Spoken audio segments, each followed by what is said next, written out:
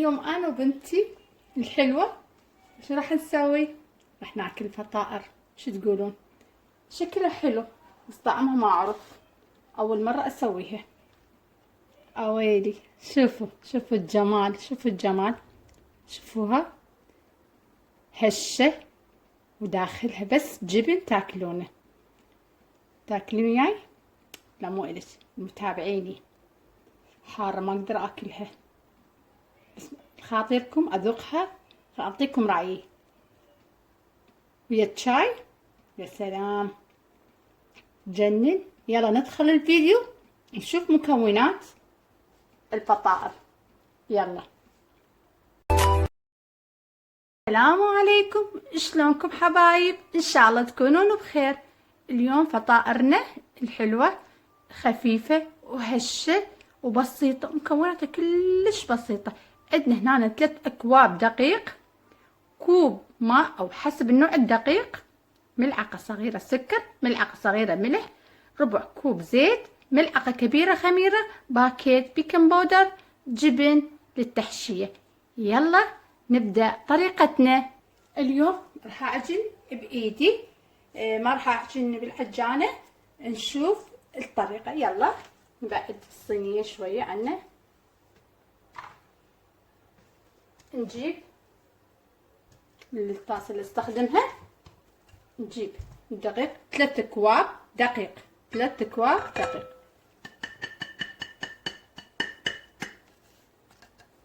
عندنا ملعقة كبيرة خميرة، ملعقة صغيرة ملح، ملعقة صغيرة سكر، ربع كوب زيت. هنا عندنا باكيت بيكنج باودر، يعني تقريبا ملعقة كبيرة. إذا ما عندكم هذا مسحوق، ملعقة كبيرة بيكنج باودر. نخلطهم باليد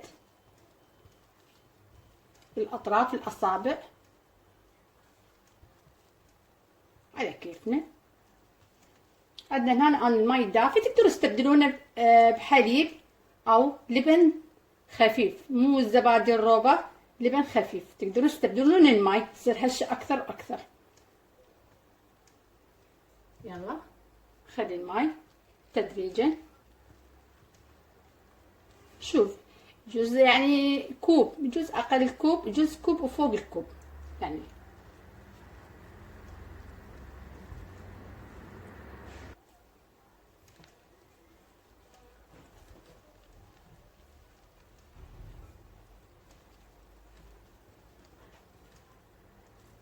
لازم الماء الدافي عمود تفاعل عندكم للخميرة.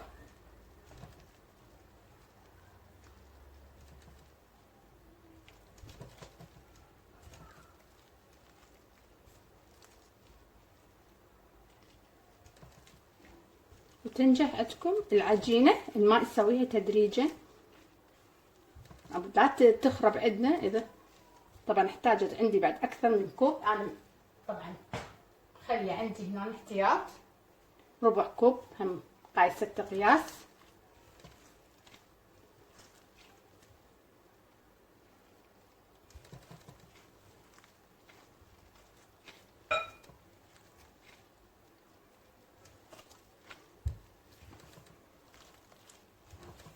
هنا محتاج عندي كوب وربع.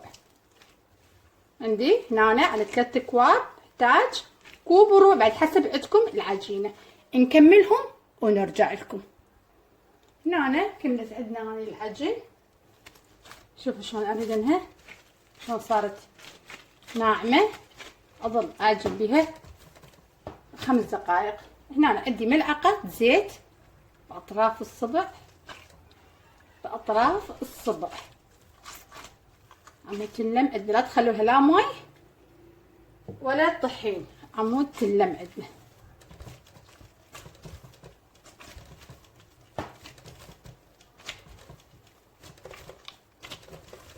العجينة كل ما تنعجن كل ما تصير هشة بالزبط.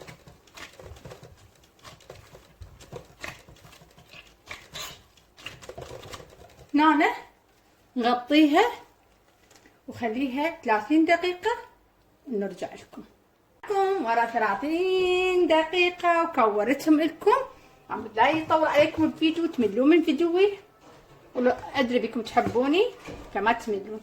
استنى نفرش الكرة، نفرشها الشكل اللي يعجبكم، لا تتقيدون بالشكل.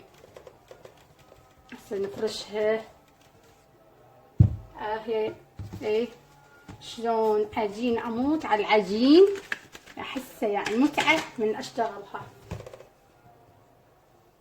اي جبن عندكم اي جبن نشكلهم. انا احب اشكلهم هذا الشكل، شكلهم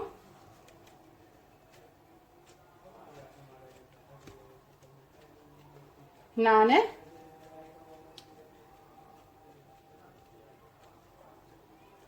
الشكل اللي يعجبكم انتو سووا.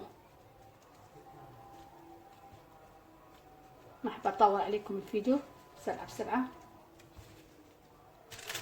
سوي واحدة ثانية قدامكم. خلي يدينا بيها زيت،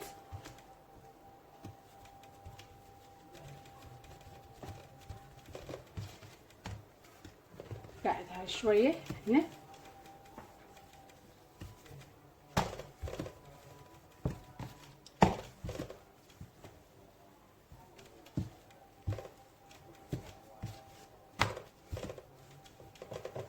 نشكلهم حسب رغبتكم ونخليهم يرتاحون فترة 15 دقيقة همه.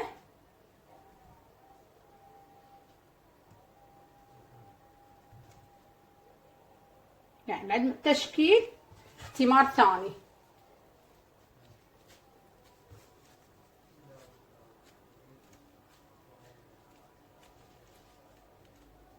يعني هذا تخمرون مرة ثانية. نكملهم هذا ندخلهم الفرن، خليهم يرتاحون 15 دقيقة، 10 دقائق، 15 دقيقة، هيك حسب الجو عندكم. بعدين ندخلهم الفرن ونرجع لكم. هاي نهاية فطائرنا، طلعناها من الفرن شلون شكلها جميل. هنا طبعا خليتها ترتاح، بعد ما اشكلها خليتها ترتاح، تخلونها 10 15 دقيقة ترتاح. دخلتها الفرن 180 مدة شي تقريبا بين 15 20 دقيقة، حد ما انتو فرن حسب فرنكم اللي تستخدمونه. هنا اتمنى عجبكم الفيديو، تشتركون بقناتي، تسوون لايك، تسوون شير للأصدقاء، تقولون يوميات مطبوخة. سوت فطائر الجبن، فطائر بسيطة. تحياتي لكم، يوميات مطبوخة.